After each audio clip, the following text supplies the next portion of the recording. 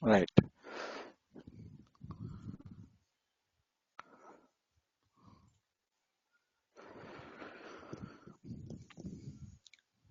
Yeah.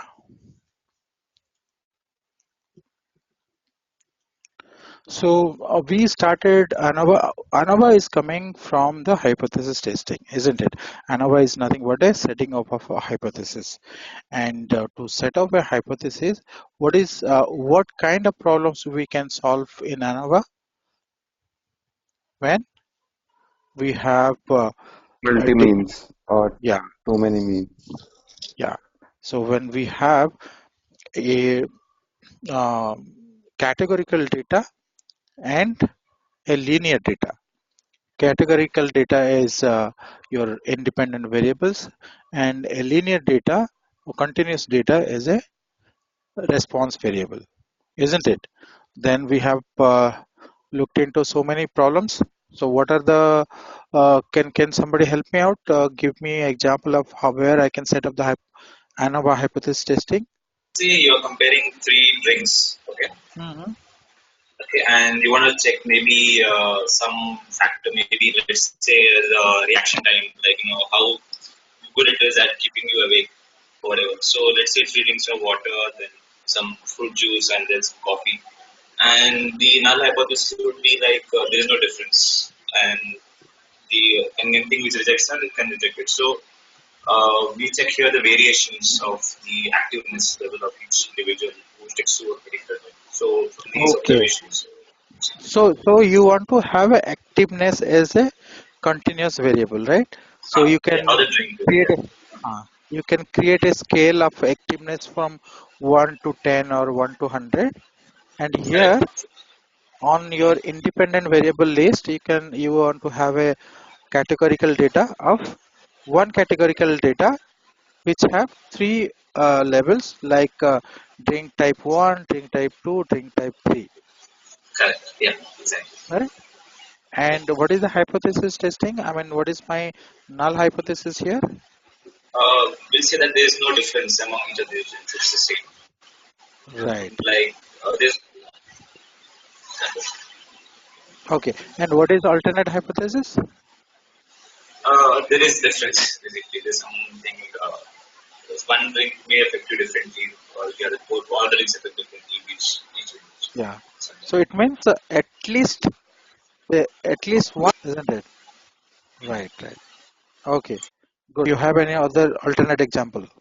Uh, Initially, what we need to do is we need to set up the hypothesis testing to authenticate whether the approach what I'm trying to do have some meaningful insights or not. If that is not there, then definitely I will drop that plan, isn't it? So we'll Yeah. see. I mean, down the line how I know I can set up a hypothesis testing, but we should know that where I'm going to apply an hypothesis testing, right? Hmm. Yeah. Okay, so yeah, I mean, whatever Ariel have explained, that's a perfectly a good example of ANOVA. What we are trying to see is whether the application of these categorical variables are same or not, right? And this application of categorical variables is measured in a continuous scale, right? Isn't it? Hmm. So Okay. within this continuous scale, what we are trying to find out is for each categorical variable, we are getting the means of those applications, right?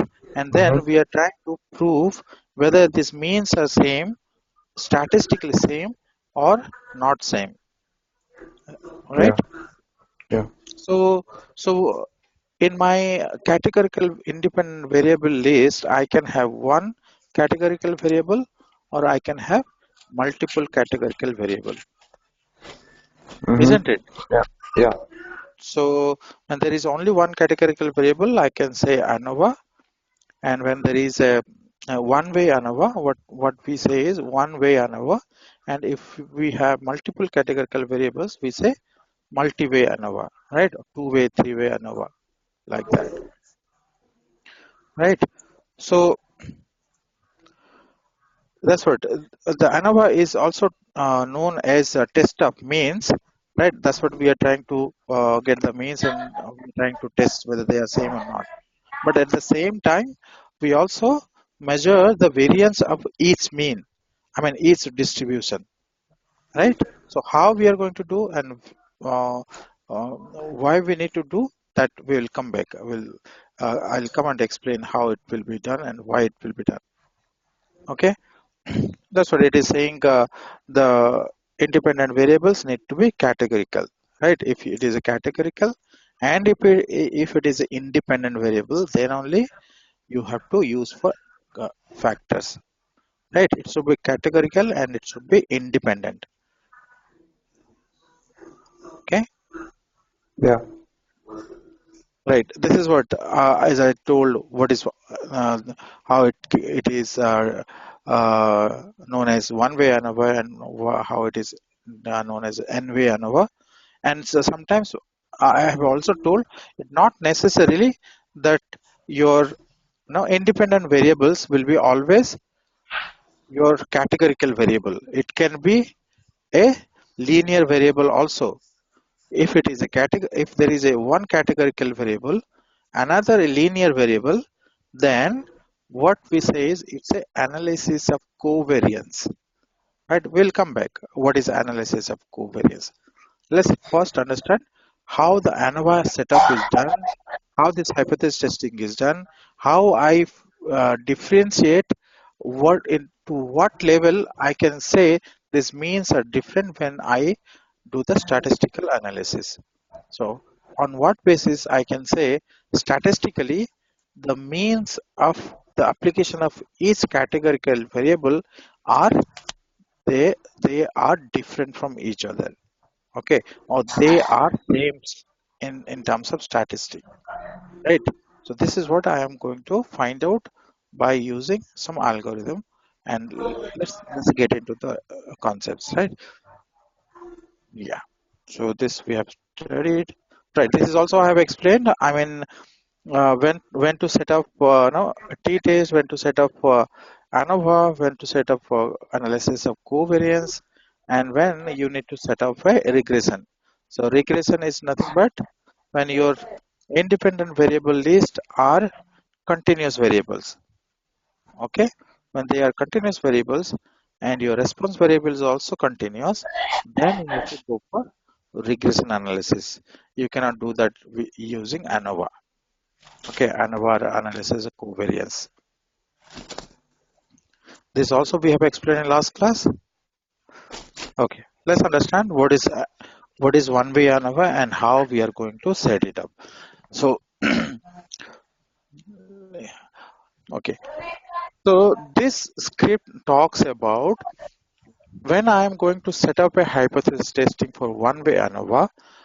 uh, we have seen like in previous jet I mean chi-square test or t-test, which parameter, which feature we were using to say my hypothesis testing says is a null hypothesis is accepted, and my alternate hypothesis is rejected. Based on what value, what parameter we take the decision. The critical value. So talking about that. So, so only critical value, or when I will go to null hypothesis, which value tells me to stick to null hypothesis?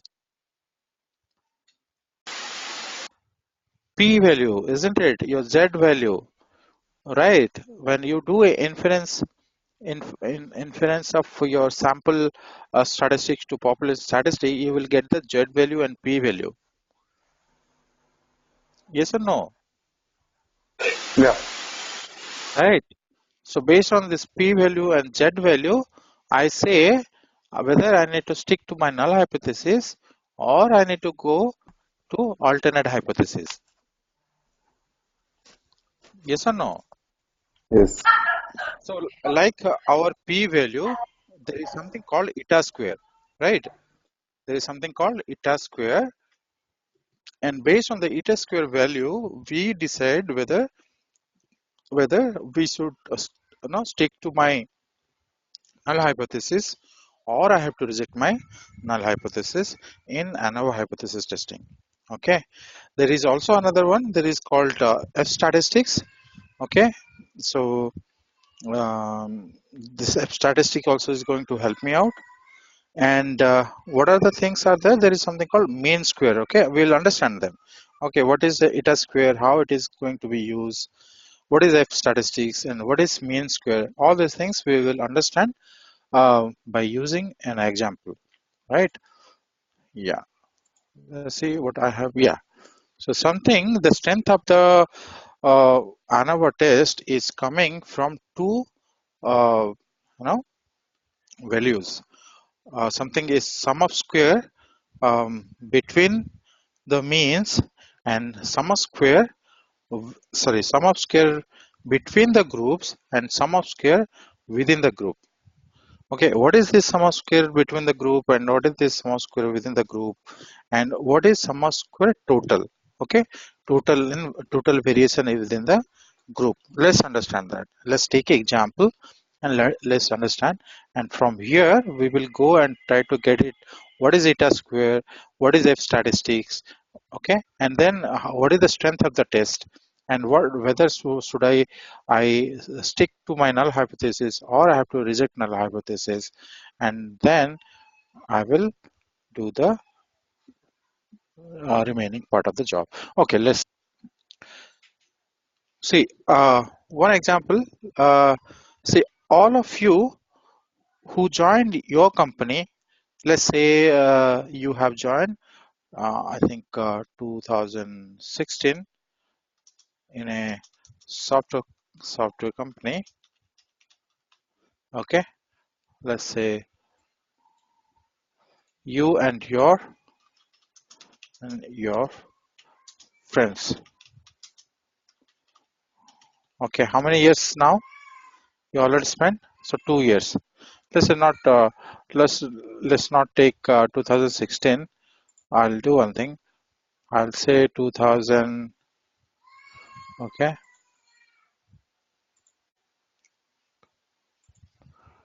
11. Okay, 2011. You guys have joined. So you or somebody have joined, and he joined with his friends in 2018. 2000. Will it be the same salary to all of these uh, people who have joined the same organization and they are still are in the same organization?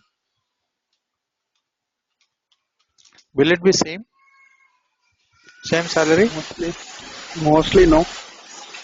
No, right? So Yeah. let's say what I'm going to do is I'm going to take boys and girls, okay, or women and men, right?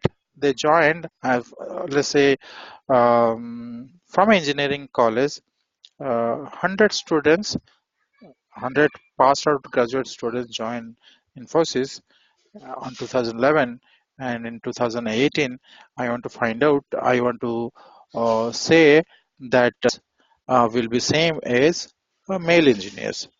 Will it be same?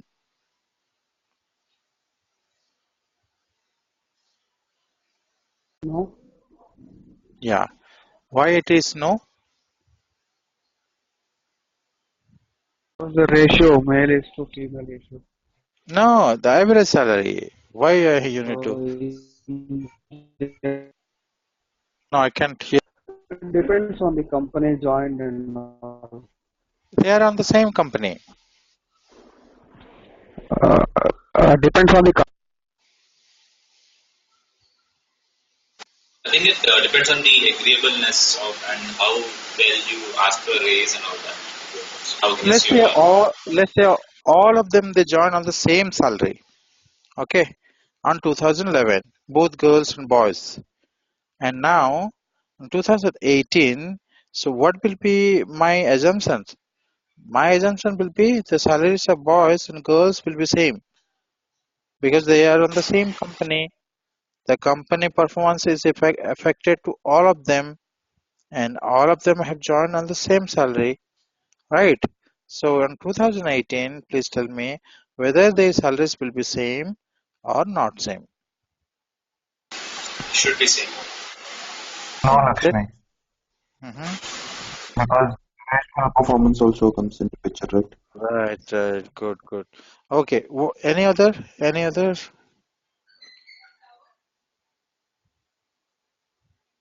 It's all depend. The salary is driven by the performance, isn't it? Yes. Right. So, so definitely, the mean salary of boys, mean salary of the girls may not be same, right? Though my Mm-hmm. assumption is saying that there should not be much variation between the boys' salaries and girls' salaries within the span of 6 or 8 years, but you have to statistically prove that they are not same. Okay, Okay. right? So how we will do that? Let's take a scale.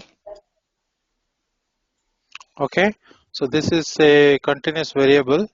So what is my in my x-axis? Salary, isn't it? It's a continuous variable, and here I got boy's salary and girl's salary. So boy's salary and girls,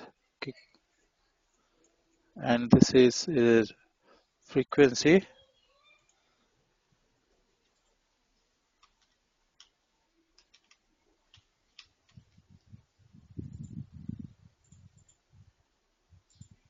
Let's say I got girls and boys salary like this,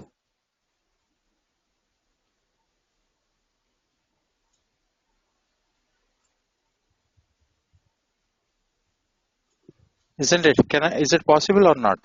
I can say this is boys or girls. What do you want? Girls.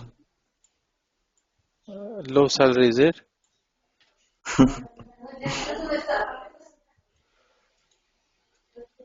No, girls are more consistent and they are better than boys, right? Right. This is what the girl salaries, and this is what my boss salaries, and all these boss salaries I say this is my mu one, all this girl salary I say this is mu two, right? So now what I'm trying to say is the girl salaries and boy salaries are different. Can I get this picture when I plot it? I can get 50 students of boys, 50 students of girls, and if I plot it from the plot, can I say that the mu1 and mu2 are same or mu1 mu2 is different? It's different. Different. I should, yeah, I should able to say from this graph, this boy salary and girl salary are different, right? Isn't it? So that difference is quite high, and the overlapping is very small.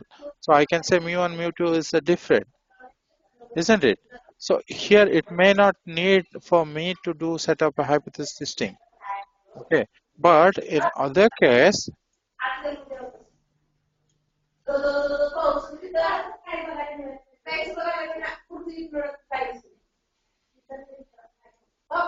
in this case,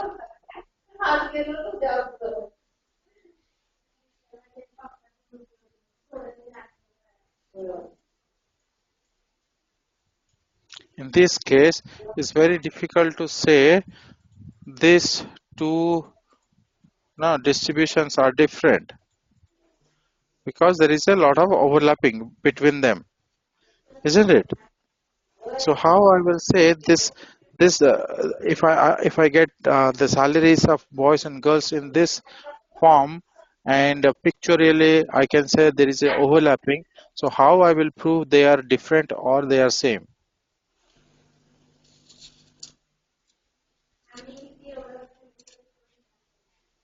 You will have to set up a hypothesis testing. Hmm. Okay. Now technically how I can get it? Collect sample data. Okay. Okay. Now we will go back and see that eta square test, F statistics, and then how this eta square F statistic is evaluated, right? Let's see this. What I'm going to do is, let's say,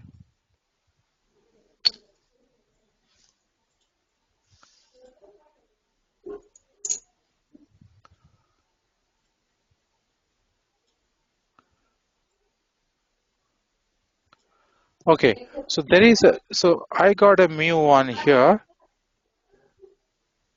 okay, and I got a mu2 here, okay. Now mu1, mu2 are what? Average salaries. Average salaries of boys and girls.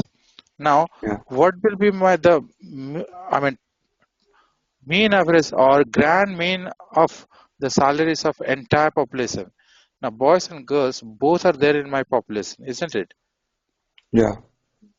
So, grand mean population will be, grand mean of my population will be mu1, yes, Plus mu2. mu2, Or yeah, divided then by 2. Divided by 2. divided by 2. So, grand mean will be, say here. Now, what I'm going to do is, I'm going to find out the distance of each data point in my, this is a boys and this is a girls distribution. So each girl in this distribution, each data point is a what? Each data point is a information about a boy's score, boy's salary. Yeah. Here it's a information about one girl's salary. Now let's try to find out the total difference of each data point from the Grand mean. grand mean. Okay, each data point. How I can do that? That particular data point minus grand mean.